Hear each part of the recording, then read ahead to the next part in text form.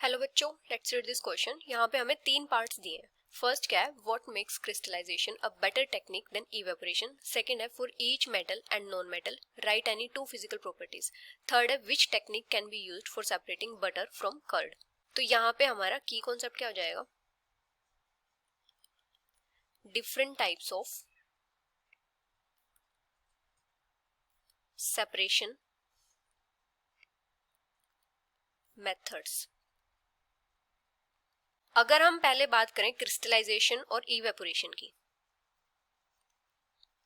Crystallisation and evaporation. तो crystallization में क्या होता है, हमें प्योर सॉलिड मिलता है क्रिस्टल्स की फॉर्म में किसी भी सॉल्यूशन में से। Separates a pure solid in form of its crystals from a solution. तो क्रिस्टलाइजेशन में क्या होता है, प्योर सॉलिड मिलता है हमें क्रिस्टल्स की फॉर्म में किसी भी सॉल्यूशन में से। लेकिन इवेपोरेशन के टाइम पे क्या होता है कि उस सॉलिड में कुछ ना कुछ इम्प्यूरिटीज रह जाती हैं। तो इवेपोरेशन में क्या होता है, इम्प्योर सॉलिड मिलता है हमें, impure solid obtained by evaporation. तो दोनों ही टेक्निक्स में क्या होता है, इम्प्योर सॉलिड का सॉल्यूशन फॉर्म होता है किसी भी सॉल्वेंट में, उसके बाद हम उसको फिल्टर करते हैं इनसॉल्युबल इम्प्यूरिटीज को रिमूव करने के लिए। और यहाँ पे क्या होता है, कुछ इम्प्यूरिटीज जो होती है वो सॉल्यूशन में रह जाती है फिल्ट्रेशन के बाद भी। तो इसीलिए हम क्या करते हैं, या तो इनका इवेपोरेशन करवाते हैं या फिर क्रिस्टलाइजेशन करवाते हैं। लेकिन इवेपोरेशन में क्या होता है, वो जो इम्प्यूरिटीज होती है वो सॉलिड फॉर्म में भी चली जाती हैं, तो वो सेपरेट आउट नहीं हो पाती कंप्लीटली। लेकिन क्रिस्टलाइजेशन में क्या होता है, हमें प्योर सॉलिड मिलता है क्रिस्टल की फॉर्म में। तो यहाँ पे क्या होता है, कोई भी इंप्यूरिटी नहीं रहती, सारी की सारी सॉल्यूशन में ही बच जाती है। तो इसीलिए जो क्रिस्टलाइजेशन है वो बेटर टेक्निक है देन इवेपोरेशन। क्योंकि क्रिस्टलाइजेशन में क्या होता है, इन crystallisation crystals of pure solid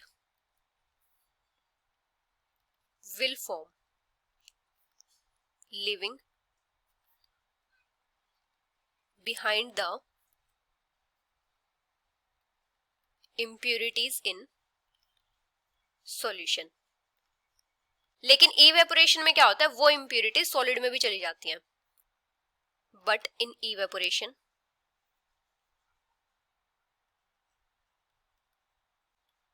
these impurities may remain along with solid। तो इसीलिए क्रिस्टलाइजेशन बेटर टेक्निक है। Crystallisation is better than evaporation. अभी अगर हम बात करें मेटल्स और नॉन मेटल्स की फिजिकल प्रॉपर्टीज की, physical properties of metals and non metals. अगर हम पहले बात करें मैलिबिलिटी की,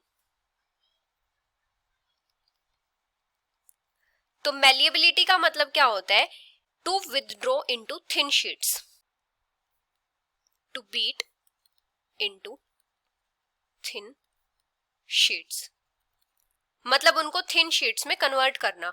तो जो मेटल्स होते हैं वो क्या होते हैं, मैलिएबल होते हैं। लेकिन नॉन मेटल्स क्या होते हैं, नॉन मैलिएबल होते हैं।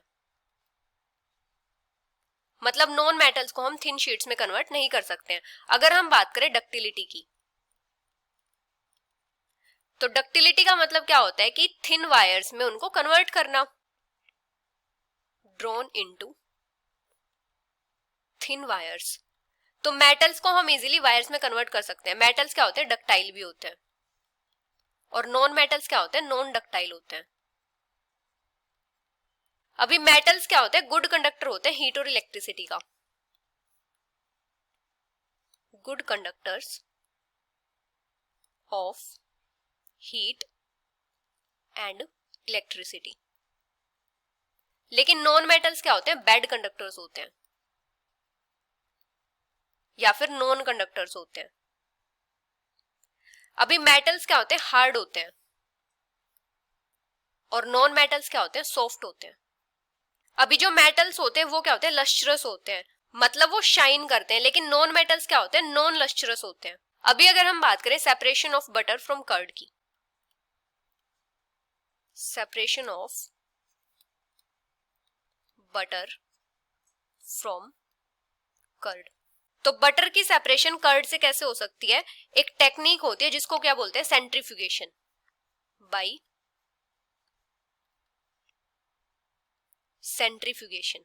ये टेक्निक किस प्रिंसिपल पे बेस्ड होती है कि जो डेंसर पार्टिकल्स होते हैं वो तो बॉटम में रहते हैं और जो लाइटर पार्टिकल्स होते हैं वो टॉप पे रहते हैं जब उनको हम स्पन करते हैं।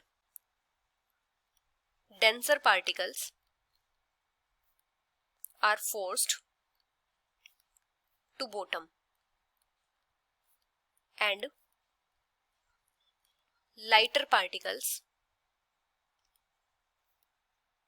Stay at the top when spun rapidly।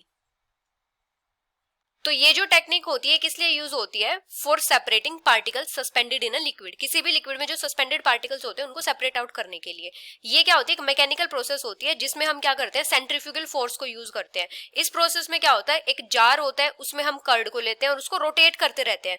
यहाँ पे क्या होता है, जो हैवियर कर्ड होती है वो तो आउटवर्ड चली जाती है वॉल्स के अगेंस्ट, लेकिन यहाँ पे जो बटर होता है वो लाइट होता है और वो फ्लोट करता है टॉप पे। और ये जो प्रोसेस होती है ये हम किसकी हेल्प से करते हैं, किसी मिक्सचर ग्राइंडर की हेल्प से। और यहाँ पे क्या होता है, जो बटर होता है फिर वो सेपरेट आउट हो जाता है। तो यहाँ पे हम क्या करते हैं, the jar containing curd is rotated. तो यहाँ पे क्या होगा, जो हैवियर कर्ड होगी वो तो आउटवर्ड चली जाएगी, हैवियर कर्ड पुल्ड आउटवर्ड, मतलब वॉल्स के अगेंस्ट द वॉल्स। और जो बटर होगा वो लाइट होगा, वो फ्लोट करेगा टॉप पे। Butter being lighter floats at the top. तो इसी की हेल्प से क्या होगा, बटर सेपरेट आउट हो जाएगा। Butter can be separated from curd. So this is the final answer. Hope you understood it well. Best of luck.